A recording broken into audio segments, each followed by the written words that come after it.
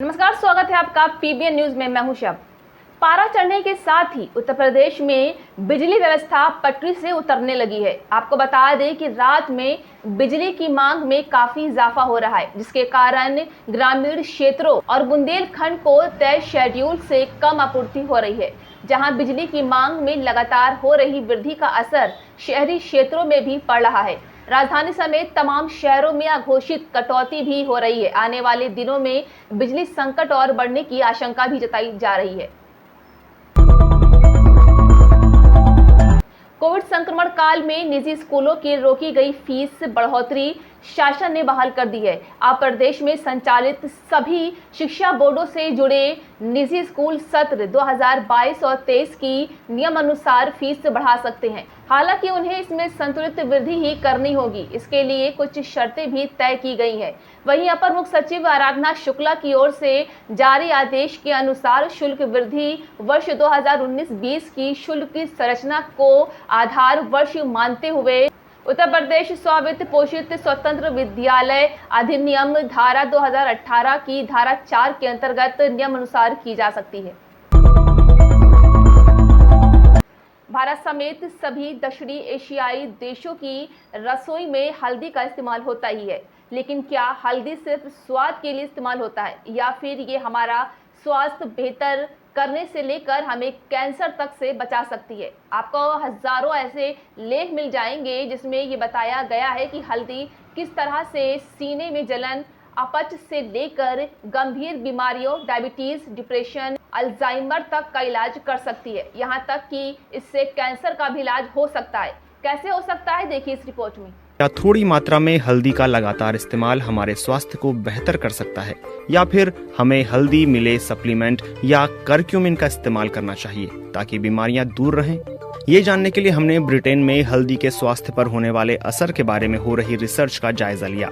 हमने Newcastle university के साथ मिलकर एक रिसर्च शुरू की। इसमें 100 वॉलंटियर्स को शामिल किया गया। इनमें लोगों को 3 समूहों में बांटा गया। पहले समूह को हर दिन 1 चम्मच हल्दी खिलाई गई। दूसरे समूह को इतनी ही हल्दी सप्लीमेंट के तौर पर दी गई। तीसरे समूह को हल्दी बताकर कोई और चीज दे दी गई। हमने उनके ब्लड सैंपल पर 3 टेस्ट किए। पहले टेस्ट में यह देखा गया कि हल्दी खाने वाले शख्स की रक्त कोशिकाओं ने जलन का किस तरह प्रतिरोध किया, और ये बताया कि उसका इम्यून सिस्टम कितना स्वस्थ है। इससे ये जानने में मदद मिल सकती थी कि क्या हल्दी जलन को इतना अधिक घटा सकती है कि डायबिटीज जैसी लंबी बीमारियों पर असर पड़ सके।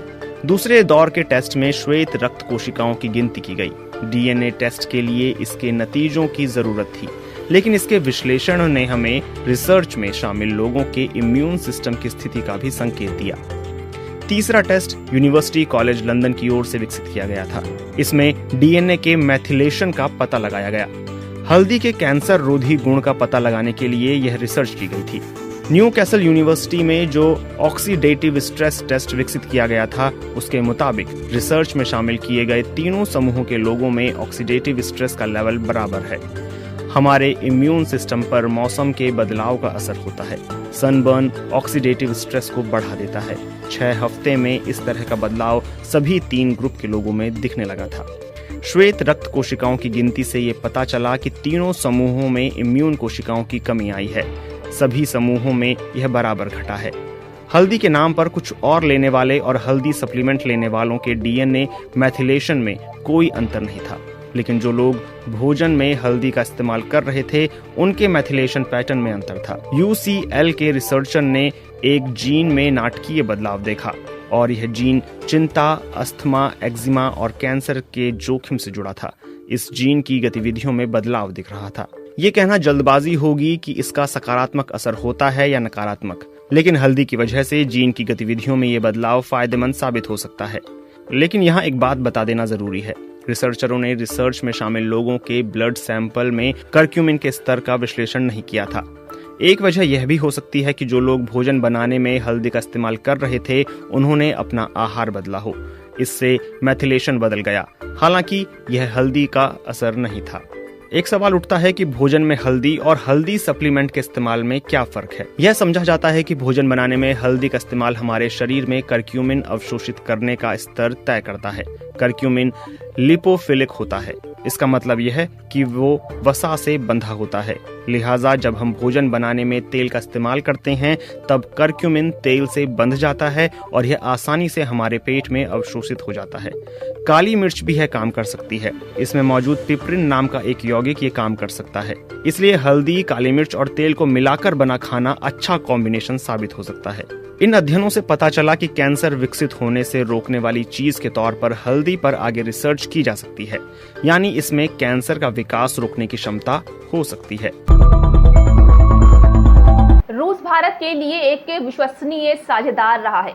दूसरी तरफ अमेरिका भारत की तुलना में पाकिस्तान को तवज्जो देता रहा है, लेकिन बीते कुछ वक्त से ये समीकरण बदलते हुए दिख रहे हैं। रूस यूक्रेन युद्ध के मद्देनजर क्या अमेरिका भारत के लिए रूस की जगह ले पाएगा? देखिए इस वीडियो में। यूक्रेन पर रूस के हमले का यह दूसरा महीना चल रहा है। इसी हमले के बीच रूस के विदेश मंत्री सर्गेई लावरोव ने पिछले हफ्ते भारत का दौरा किया था। रूसी विदेश मंत्री से पहले चीन और ब्रिटेन के विदेश मंत्री भी भारत आए थे। इसके अलावा अमेरिका के उपराष्ट्रीय सुरक्षा सलाहकार भी भारत आए थे, लेकिन पीएम मोदी ने मुलाकात केवल रूसी विदेश मंत्री से की थी। पीएम मोदी और रूसी विदेश मंत्री की मुलाकात को उस रूप में देखा जा रहा है कि भारत ने पश्चिमी देशों के कथित दबाव के बावजूद रूस को लेकर झुकने से इनकार कर दिया है और स्वतंत्र विदेश नीति की राह पर आगे बढ़ रहा है। यूक्रेन पर रूस के हमले को लेकर भारत की विदेश नीति को विशेषज्ञ कैसा मान रहे हैं? India is a country in itself. India has its own interest, right? National interest है, अपना अपना व्यूज है, अपना प्रिंसिपल्स है। तो इंडिया नो डाउट एक बहुत ही डिफिकल्ट सिचुएशन में भी फंसा हुआ है between in this entire crisis. But India का जो स्टांस है वो मुझे लगता है एक बहुत मैच्योर्ड स्टांस रहा है। And India has taken its foreign policy has actually shown that it has matured and it is showing a strategic autonomy. So we cannot deny that उन्होंने जैसे Russia is important and at the same time we all condemn war, we condemn violence. So इसके बीच में जो India का एक difficult situation के बीच में भी इंडिया ने जैसे इस चीज़ को पूरा हैंडल किया है, I think that is commendable. वो काफ़ी अच्छा रहा है और वो प्लस वो ये भी दर्शाता है कि जो फॉरेन पॉलिसी है वो किसी के दबाव में नहीं आ रहा है, ना ही यूएस का ना ही रशिया का। वो अपना एक स्ट्रेटेजिक ऑटोनॉमी लेके आगे बढ़ रहा है। पाकिस्तान की नेशनल असेंबली में अविश्वास प्रस्ताव सफल रहने के बाद प्रधानमंत्री इमरान खान सत्ता से बाहर हो गए हैं।